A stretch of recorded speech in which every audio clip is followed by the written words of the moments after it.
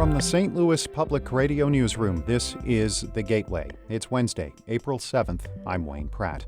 We'll have details on last night's historic election result in the race for St. Louis mayor in just a bit. Also, the leader of St. Louis's economic development arm is retiring after more than 2 decades with the organization. Otis Williams says the St. Louis Development Corporation is shifting how it does business. Today, it is all about community engagement and involving people in the process of making decisions. Williams speaks with St. Louis Public Radio's Corinne Ruff in just a few minutes. Another glass ceiling at St. Louis City Hall has shattered. St. Louis Public Radio's Rachel Lippman has more on Tashara Jones's historic election as mayor of the city. Jones, the city's treasurer, beat 20th Ward Alderwoman Kara Spencer to become the city's first black woman mayor. Final unofficial results from Tuesday's election were 52% to 48%. It was Jones's second attempt at the office. She came up 888 votes short in 2017.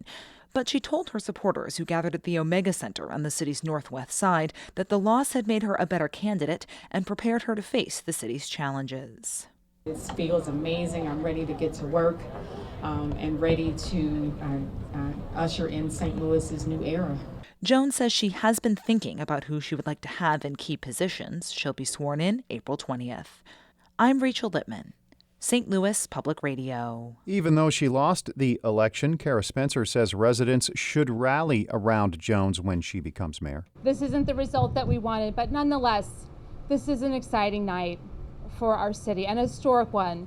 Our city elected, for the first time in our history, an African-American woman to lead our city. Some other results from yesterday's election. Progressive aldermen now hold a thin majority on the Board of Aldermen in St. Louis. That's after 3 of the 4 candidates who received the backing of a campaign called Flip the Board won their races.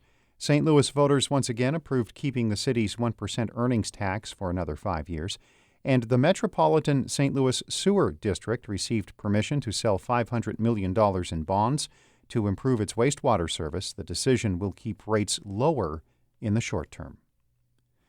Legislation to create a statewide prescription drug monitoring program is still alive in Jefferson City. The Missouri Senate has approved the measure, even though it has died in that chamber in the past. St. Louis Public Radio's Jacqueline Driscoll reports. Missouri is the only state in the country without a PDMP, which is an electronic database used by health professionals to keep track of opioid prescriptions. The idea is to stop people from abusing prescription drugs. But Senator Rick Bratton, a Republican from Harrisonville, says it's a good thing Missouri doesn't have a PDMP because all other 49 states have failed. This is an absolute infringement on our people's rights, regardless, like I've said, how you feel about this issue. We realize what we're dealing with, but this is not the way to go about it. Republican Senator Holly Rader from Sykeston has been working to pass a PDMP for years. The measure passed the upper chamber last year, but it was derailed after the coronavirus. In Jefferson City, I'm Jacqueline Driscoll, St. Louis Public Radio. Missouri's health department has confirmed the first case of a new coronavirus variant in the state. Health officials say a Jackson County resident tested positive for a variant initially identified in South Africa.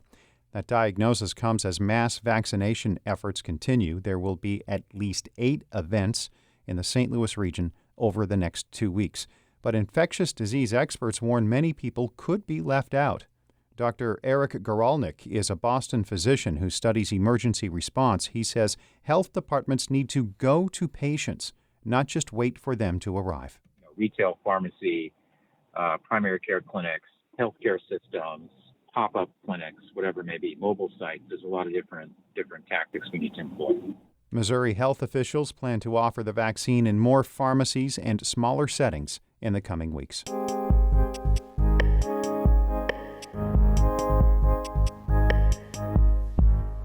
A new mayor is not the only big change coming to St. Louis this spring. The city's economic development arm will also have a new leader. St. Louis Development Corporation Executive Director Otis Williams is retiring. St. Louis Public Radio's Corinne Ruff spoke with Williams about shaping development in the city and how the organization is shifting how it does business. Otis Williams has only ever had 2 employers, the U.S. Army and the city of St. Louis. He spent the last 2 decades with the St. Louis Development Corporation, where he became executive director in 2013. Over the years, he says the challenges have mostly stayed the same, but the city's approach to development is changing.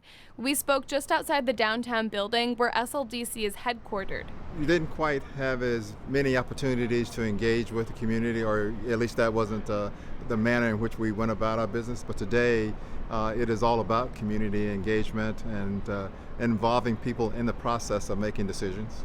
Williams has played a key role in many of the region's biggest projects during his tenure. There was the new Busch Stadium and the area around it known as Ballpark Village, as well as the redevelopment of the Gateway Arch grounds and a new Major League Soccer stadium. But Williams says one of his biggest accomplishments is keeping the National Geospatial Intelligence Agency's headquarters in town. Construction is underway for a nearly $2 billion campus in North St. Louis at the corner of Jefferson and Cass Avenues. I do think, though, that the growth and the retention of the NGA and the geospatial, I think, will be something that will transform not only North St. Louis, but it will be a transformative engine for the region. Williams says a shift toward investing in homegrown businesses is also paying off. He says startup incubators like T-Rex in downtown St. Louis and the Cortex Innovation Community in the Central West End are boosting tech jobs.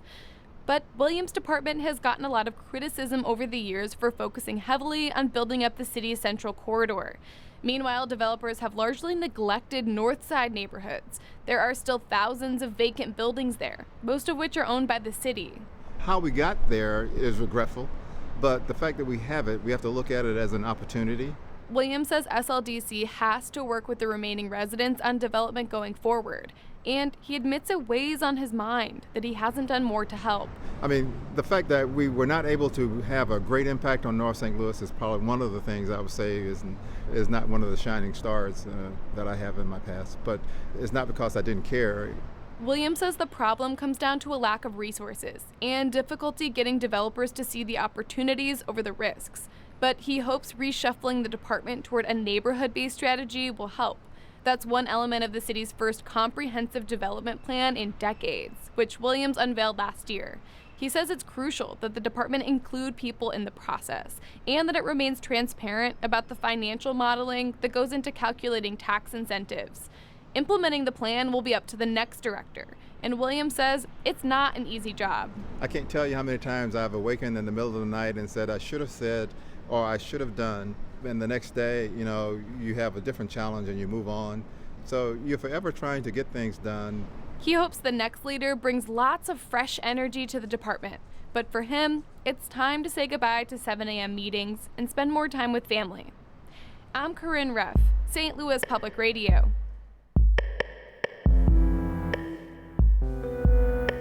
Our Maria Altman edited that report. Shula Newman is the executive editor of St. Louis Public Radio. Music by Ryan McNeely of Adult Fur. We are a member-supported service of the University of Missouri St. Louis. I'm Wayne Pratt. From the St. Louis Public Radio Newsroom, this has been The Gateway.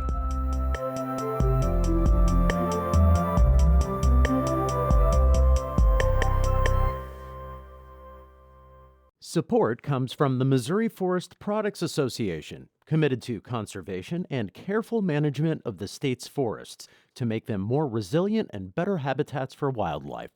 ChooseWood.com.